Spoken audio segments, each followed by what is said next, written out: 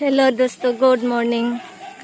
आज देखिए ये लोग क्या कर रहे हैं, क्यों यहाँ रहते हैं। देखिए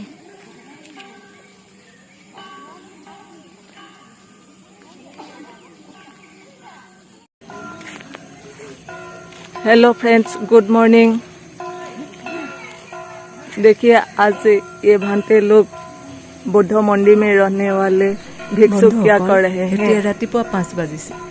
বৌদ্ধ মন্দিৰত থকা ভিক্ষুকসকলে আজি বৌদ্ধদেৱৰ দিনত যেনেদৰে বৌদ্ধদেৱৰ শিষ্যসকলে ভিক্ষা মাগিছিলে তেনেদৰে কৰিছে। চাওকচোন, এইখন হৈছে ইনথেং গাঁও।